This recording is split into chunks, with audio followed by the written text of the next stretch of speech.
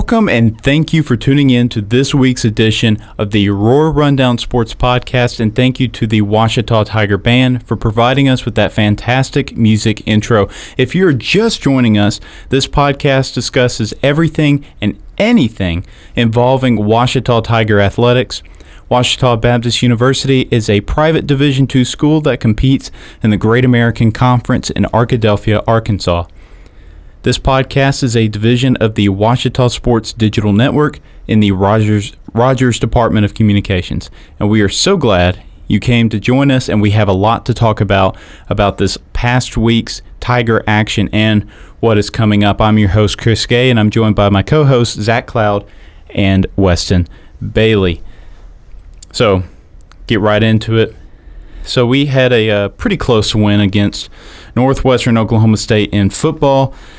66-0. That, I said it was close. It was not exactly close, but it was a great performance by Ouachita. 35 points in the first quarter for Ouachita. And a Cliff Harris Stadium record of 66. Last year's record was 64, which was also against the Rangers. But guys, just take me through what that game got really out of hand. How? Oh yeah. It was one of those games you could take a positive out of every area of what we were doing. You know, our special teams, they were flying around making plays on kickoff return. We've got a new kick returner, Carter McElhaney, and he showed in that game how explosive he can really be. And like offense, obviously points, they were easy to come by. Defense did their job. It was Northwestern they were lucky to get a first down most drives. So everybody just played really solid. Everybody knew their assignments, and it was a great team win in that game. I couldn't agree more with Zach. I mean, you look at Riley Harms, our starting quarterback, 3 touchdowns, no interceptions, 10 for 10, not a single incompletion in his time that he was able to play in the game. And we're not just looking at the starter success from this past week. A lot of guys had a chance to show up and show out and really take advantage of their opportunity to play. And Chris Henley is a guy that I expect to play a good bit throughout the entire season, but a redshirt freshman, a guy that didn't get to play at all last year, averaged over 11 yards a carry. And I take that as an extreme positive. The offense was clicking on all cylinders, and I mean, our defense was just unbelievable last week, which is what we talked about, and they couldn't have executed any better. Well, to add to how good of a defense we saw Saturday, they allowed just 76 offensive yards, and they turned 14 plays into either negative yards or turnovers, and I think 5 of those were turnovers. Just phenomenal. And so everybody knows Ouachita took out most of their starters in their skill positions like midway through the second quarter. That never happens. But when you score 35 points in a quarter, I mean, obviously that's going to happen. So Ouachita went through 4 quarterbacks. Obviously, you mentioned Riley Harms was perfect. Eli Livingston, who does play throughout the year, he got some opportunities to pass. And another thing before I'll add the other 2 guys, we talked about how our passing offense is looking better than it has in many years, and a lot of that has to do with the pass blocking from the offensive line. There wasn't a single sack in this game for that Ouachita allowed, like not even close. There were very rarely was there a time where the quarterback had to create himself because the line just crumbled. The line, and again, the second stringers came in the second quarter. It's the earliest they've probably ever gotten in to play, ever, barring an injury. So, yeah, no sacks allowed. And so 2 other quarterbacks that played, Joel Allen and Riley Cornish, both made their first career appearances for the Tigers and had their first ever pass attempts. Allen had a 15-yard completion, and Cornish had a 3-yard completion. I did notice on Cornish, it was funny, and I don't think you guys saw the second half, but towards the end of the game, he had his target. He was ready to throw, and he just threw the ball behind him. He was so nervous. I think it was about to be his first pass attempt, and it ended up being a fumble, and they got the ball, and then they did nothing with it. So obviously he got his chance later. And you mentioned Chris Henley. Yeah, 11 yards per carry. Phenomenal. In only his second career game. But even better than that is 21 yards a carry on 4 carries for 84 yards for Kendall Givens. And even better, 3 touchdowns. Only one of those, obviously one of those rush attempts was not a touchdown, but it was still first down. We talked about how the offensive line has to block for those running backs. They got to get them involved. Safe to say that happened. It did, and I know we just harped on the pass blocking, but the entire offensive line was phenomenal the entire game. Pass block and run block. I mean, I was actually sitting down in the end zone facing one of the goalposts, and it was like they were opening the biggest holes I've ever seen for these running backs. I mean, the running backs were instantly getting to the second level, had to make a one-man miss, and Kendall Givens is pretty darn good at that. Yeah.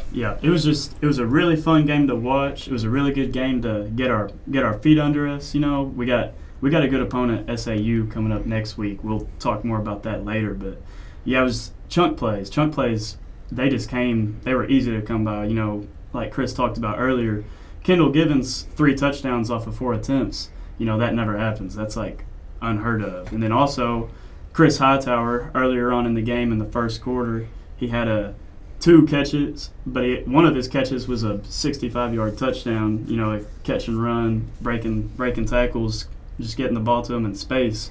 We had tons of plays like that. Hank Hatfield, he had 1 catch, but it came for 36 yards and a touchdown. So, yeah, just really fun to watch. It was really, really good to see our guys having fun, get everybody involved. Yeah, I mean, I think what this game showed, and I'm looking at the numbers for a lot of our defenders. Bruin Barnes led the team in tackles, 6 tackles, 1 sack, 1 forced fumble, 2 tackles for loss. I bet you not many of you know who Bruin Barnes is, but after this game, a lot of people do, and he's going to get a lot more playing time because of it. He's a backup linebacker. Oh, he's going to get some more time. Jack Smiller, consistent starter, got 5 tackles. Then J.T. Towers, another backup linebacker, had 4 tackles. 4 tackles for Braylon Johnson, a backup safety.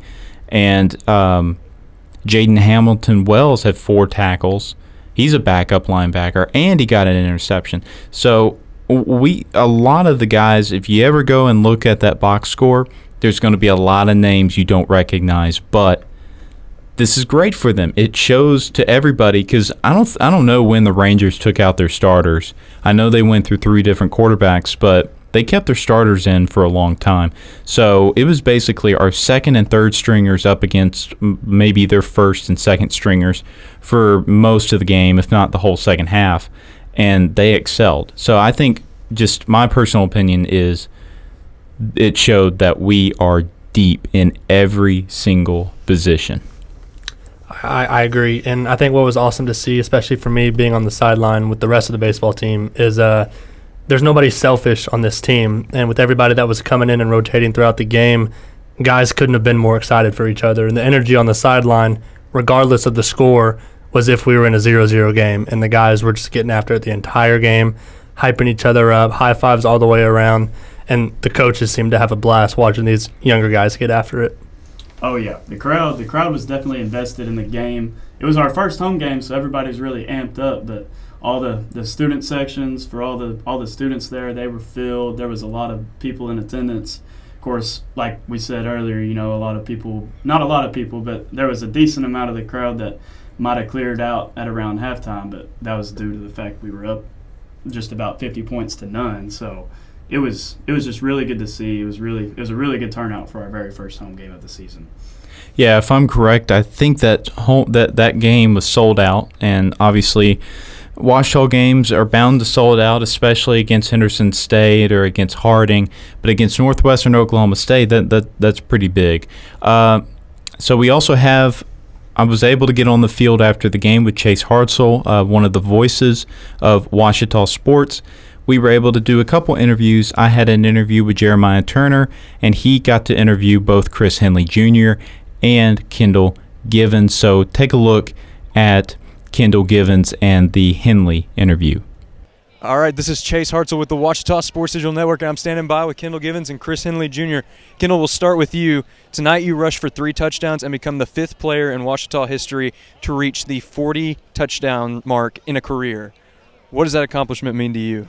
It's a credit to God giving me the ability that I have, credit to the O-line, and then credit to hard work. I enjoy coming out here playing with my guys, so and that's an accomplishment for me. So hopefully I can keep it rolling. Yeah, and Chris, you had a big night tonight too. You reached the century mark, over 100 yards. What were you seeing out there on the field tonight? What allowed you to excel the way that you did? Just the O-line, just opening up holes. We worked on it all week, just knowing the play scheme, and it was just a blessing. Yeah. So both of you guys got to be a part of another record tonight. Most points ever scored by the Tigers in Cliff Harris Stadium history, 66 points tonight. Kendall, what are you seeing from the talent in the locker room, both the younger guys and, some of the veterans stepping up throughout the year? We have weapons on both sides of the ball. Riley's his second year back, and he has some experience under his belt. And guys on the edge, he gets the ball to those guys, and they get out in space and do what they do. And then the running back room, talented group of guys, talented group of young guys, and y'all saw that tonight. Like he said, it's a blessing, and I'm thankful and happy for my guys tonight. Yeah, and Chris, one last question for you too. Kendall talked about the running back room. Y'all have so much talent back there. What is it like to have those guys to learn from and to know that they have your back night in, night out? It just feels great just knowing everybody in the running back room. You just learn something different every day from each and everybody. All right, thank you guys. Thank you. And take a look at my interview with tight end Jeremiah Turner. I'm Chris Gay, and I'm here with Jeremiah Turner, tight end for the Tigers. And Jeremiah, huge win, 66-0. What came into the major offensive output for you guys? First off, we wanted to respond from last week. Didn't have our best showing running the ball. Wanted to come out and show these cats that we still Ouachita football. We're going to run the ball. We're going to dominate every phase of the game. But we had a good week of practice. Started off strong at practice, and that's what really carried into the game. Well, the passing attack was almost perfect as well. Talk about the efficiency. Ouachita's not known for being a passing team. A little bit different this year. Talk about that. Yes, sir, that's correct. So we always have wanted to pass the ball, and so we got somebody back there that can really sling it, and he trusts us as receivers, and we trust him. And we've just been connecting since over the summer. It's been spring. It's been a long time coming, but the fruits are starting to show. Well, game next week against SAU, what's the plan? To win. I really can't, say too much, but we're just going to come out there, hit them hard, and play fast, so just to win. All right, thank you, JT. Yes, appreciate it. Welcome back, guys. Josiah Johnson, he was named GAC Player of the Week. It was really good to see. He got his first career interception. He actually, it doesn't show up on the box score, but he returned it for a touchdown. He broke, it seemed like a million tackles, but he ended up getting called back. But he still got his interception for it. He also had 3 tackles, including a sack. And like we said earlier, a lot of our starters got taken out early, so he only played at most half of the game. So it was really good to see him get all that production for us. It was really no surprise. He was all GAC second team last season, so he was well deserved of this award. Yeah, that ball, I remember it. I'm pretty sure it was their starting quarterback Deal that just kind of chunked it up there. He was getting pressured. That's what he was seeing. I kind of felt bad for the guy because he was seeing pressure as soon as he got the ball, and he just chunked it up. He was wanting somebody to be there, and someone was there, and his name was Josiah Johnson. So we'll transition into women's soccer. So women's soccer this past week, they had a home win against the Union Bulldogs. That was on Thursday. I was able to be there. That was a 5-1 win, and that was a fantastic game for Ouachita. I really enjoyed watching them. That was actually the first women's soccer game I've ever gone to. I've gone to and worked a bunch of men's soccer games, but I'd never gone to one of theirs, and they're special. There's a reason why they are number 1 in the preseason coaching poll for GAC. But just looking and what I saw, the game was over pretty much after they scored 2 goals. And yes, the Bulldogs did get a goal off on them, but that was with 3 minutes left to play. To their credit, they did not give up, obviously, scoring a goal. But going through 3 different goalies for the Bulldogs. That's kind of concerning, frankly. But you look at everybody that scored a goal for Ouachita. The scoring was pretty even, and even a lot of veterans getting in there scoring, like Ashton Inman and Sydney Perry. But Reese Brown, a true freshman, she got in there, got her first ever goal. But all of these girls that got a goal, first goal of the season for them. So I think it just goes to show just how impactful that offense was, and the defense was great too. In every sport, good defense creates better offense. So, and then they played Saturday against Christian Brothers in Memphis, Tennessee, and that was a little different of a game. It ended up being a 0-0 tie. But Weston, when you look at that game, just looking at the stats, what jumps out at you the most when you look at that game? Well, I'm kind of seeing a double-edged sword here. On one hand, OBU had a lot more shots on goal, which we talked about last week. The women really needed to have their offense step up and get a lot more shots up so they can create more goal opportunities. And they did just that. I mean, in the first game, they had 28 shot attempts. Second game, 11 shot attempts, which both outdid the other team. But then when you look at the second game against Christian Brothers that ended in a tie, Ouachita finished with 19 fouls. And Christian Brothers was pretty sloppy as well, finishing with 13. And that just can't happen.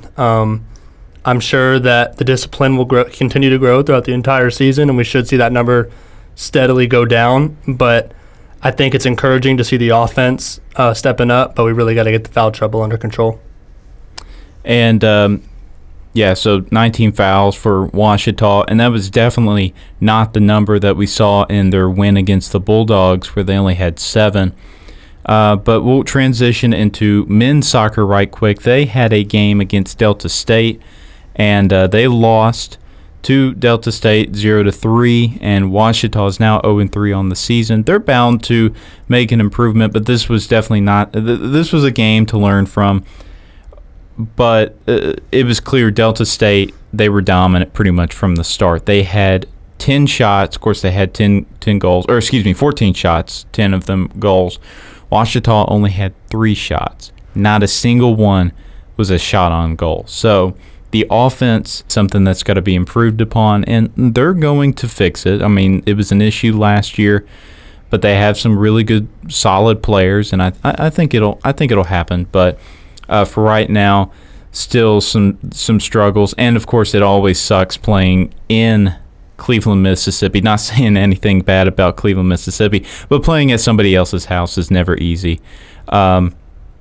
So then they also played Sunday against Mississippi College, and the offense was better. They did have 3 goals, but they didn't necessarily make up for it in defense. They did allow 9 goals. Again, it was not at their house. It was in Clinton, Mississippi against Mississippi College.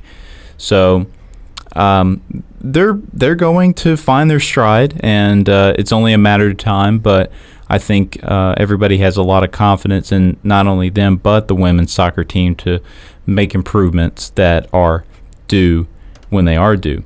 So another team that really had a busy weekend was the volleyball team. They played in the Texas Women's Invitational, and they first met their host, Texas Women's College or Texas Women's University, and they did lose in 4 sets. But guys, go just look at some of the stats in that game. There's still some promising notes to point out.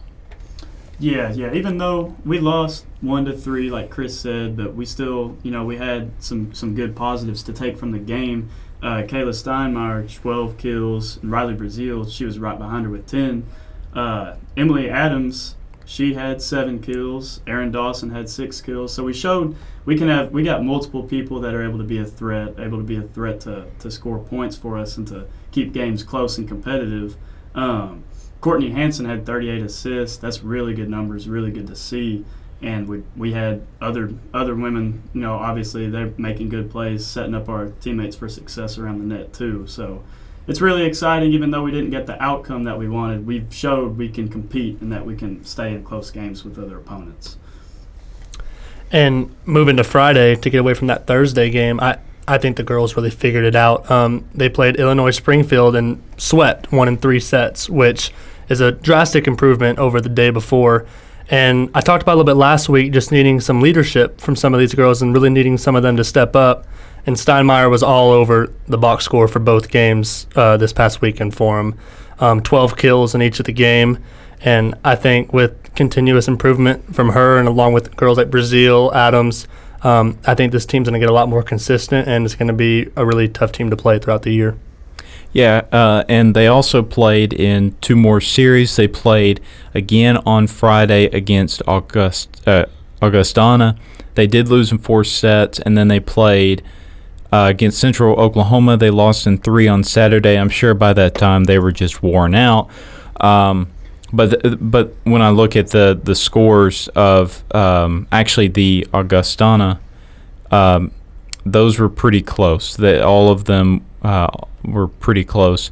But I don't know if this was a typo, but Steinmeier got 12 kills in 3 out of those 4 games. So, and then Haley Fairchild, who was an excellent player last year as a freshman, also had a pretty good tournament. So, and we'll mention it later, but they will have their first home game this Tuesday, but we will talk about that later in the Tiger Prowl preview. So men's and women's tennis also had busy weekends, both having out-of-state tournaments. The the men's tennis went to the Tyler Invitational in Tyler, Texas, which was hosted by Texas Tyler and Tyler Junior College. They were pretty solid. I won't, but I'll let you guys do it. The team combined for 2 first-place finishes and 6 runner-up finishes, and and that was their season opener. They were very solid last year, looking good so far this season. Guys, just kind of take us through the individual players and their performances. Yeah, we had Alex Blanchard. He became our singles champion of the first flight, and he teamed up with Phil Exner for runner-up doubles finish. Exner, he finished in 3rd place in singles in the first flight. Fernando Doctors and Ramon Strassman, they teamed up and they also took 1st place in doubles in the first flight. Doctors, he was runner-up in singles in the 2nd flight, and he also finished 2nd in the 2nd flight. Moritz Buss and Elias Lager, they made OBU debuts this past weekend, coming in 2nd in doubles in 3rd flight, and Buss took 2nd in singles in the 3rd flight. And you can read more about that at obutigers.com/news. But that article will have far more details than what we can describe to you out loud. So we'll go ahead and jump into women's tennis. They combined for 17 wins at the Marty Berryman Invitational, which was hosted by Collin College. And they did face 3 teams. And it looked like some of the names we've seen throughout the season in just these past 2 tournaments, Koldarova and Crocker, really were impactful in this game. Weston, why don't you talk about that? I mean, we saw it in the box score last week, and we're continuing to see girls like Koldarova this week. Koldarova and Crocker. It says they both earned an 8-4 win in the first position in doubles. Against Collin College, OBU won 5 of 6 single matches and 2 out of 3 doubles. And in singles, Crocker actually took home 1st place, Koldarova bringing home 3rd. All of our girls are continuing to be in the top half of every tournament and match that they play in. And, I mean, to talk about both of our tennis teams, I don't remember what they were in the preseason coaches' polls, but they should both be up there because they're both off to extremely hot starts, and these teams could really put their mark on the season. Well, we'll go ahead and you can read more about that at obutigers.com/news, but we'll go ahead and jump into cross country. Both men's and women's squads had phenomenal outings at the Lois Davis Invitational in Magnolia, Arkansas, on the campus of Southern Arkansas University. The women's squad came in first out of 7 teams, and then the men's squad came in second of 5 teams. But looking at the women's times, Zoe Carter was the top finisher for Ouachita, finishing second in the 2-mile race with a time of 12 minutes and 48 seconds, which was 11 seconds ahead of third.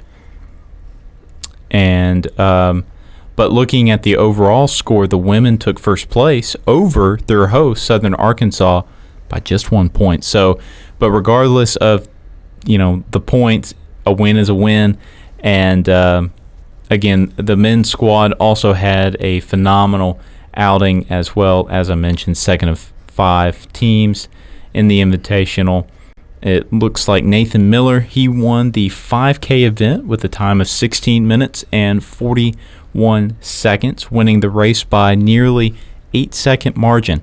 Doesn't sound like a lot, but in cross country, when you're running for about 20 minutes, that's quite a while. So just great outings for both squads.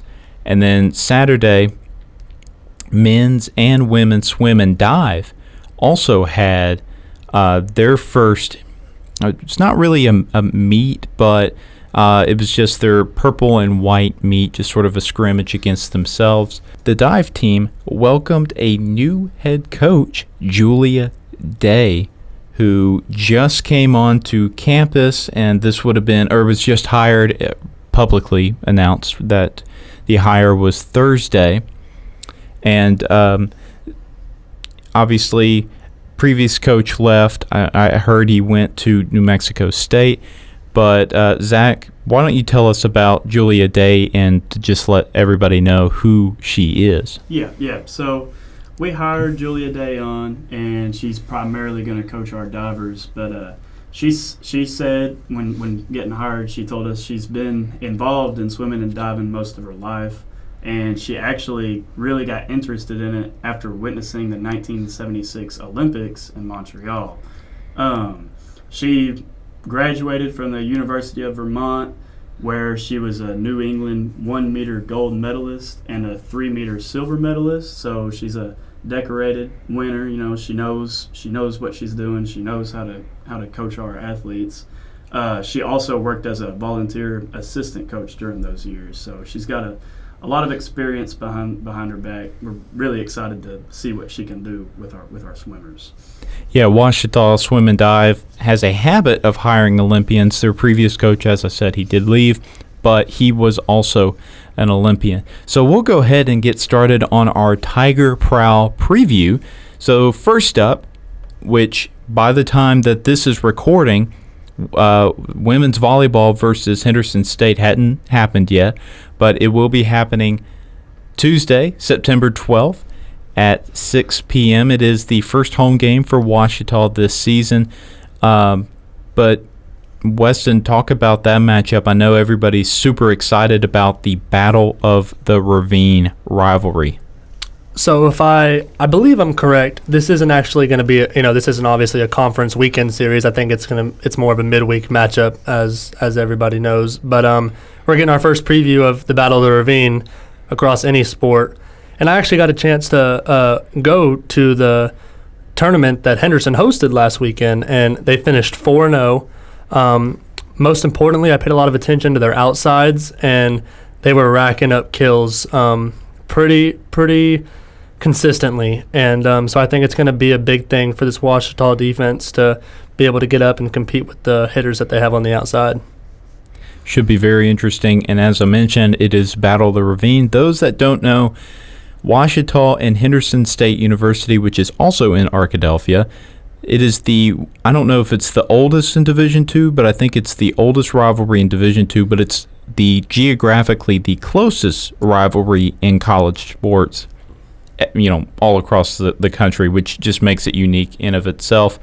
And big crowd. It doesn't matter what sport it is. It could be soccer. We don't play them in GAC soccer though, but it could be any sport, and it attracts a crowd, especially for football games. But volleyball, it's sort of a smaller area. The sound, individual noises are really loud in there, so just like a handful of people make it really loud, and it's always exciting. So Thursday, men and women, they will be here, men's and women's soccer, they will be here in Arkadelphia, and this will be the men's first home game of the season, and the women are also, it's going to be their third home game. They are both going to be playing UT Tyler at 2:30 for the men and 5 o'clock for the women on Thursday. Should be very interesting, and it'll be the first time that both teams will be playing the same team on the same day this season. This Friday, men's tennis is going to be in Topeka, Kansas at the ITA Regionals, and women's tennis won't be there, but it should be really interesting to see what they're able to do this coming weekend in only their second appearance this season. And I think they'll have another tournament before they head into their conference season. For volleyball, as I mentioned, a game on Tuesday, but there's also going to be another home game on Friday at 9 a.m. I'm not getting up for that one, but it's going to be against Lee for the Ready Tiger Invitational, and then they will play. This one I might be able to see because I will be awake by 5 p.m. as they will also host Alaska Anchorage at the Ready Tiger Invitational. So they have a long trip. Not Arkadelphia, not Ouachita, but Alaska Anchorage. That'll be interesting. I bet they've never been to Arkadelphia, Arkansas ever. Hopefully they like it. So the ITA regionals will continue for men's tennis on Saturday. Also on Saturday, times have not been announced yet, but men and women's cross country will be going to Nashville, Tennessee to the Trevecca Nazarene Invitational. That should be interesting, especially after the solid performances from both, actually not solid, spectacular performances from both cross-country squads this past weekend. And also on Saturday, men and women, they will be having their first, I guess this is sort of their season opener. It will be in Little Rock, Arkansas it will be at the University of Arkansas Little Rock at the All Arkansas Invite. So it should be interesting to see how they do. They were solid last season. All those swimmers and divers, I know they are very anxious to get going, and it's going to be interesting to see how the divers will take with the new coach in their system. Volleyball continues on Saturday. It is still going to be the Ready Tiger Invitational as they will host Christian Brothers University. They're a common foe in soccer, and now they'll face them in volleyball. Speaking of soccer, men and women's soccer play again on Saturday. The men play Dallas Baptist, and Texas women come to Arkadelphia to play Ouachita. And I mentioned Dallas Baptist. That is another home game for Ouachita. And again, another volleyball game on that Saturday. I would not want to be a volleyball player. I would be exhausted.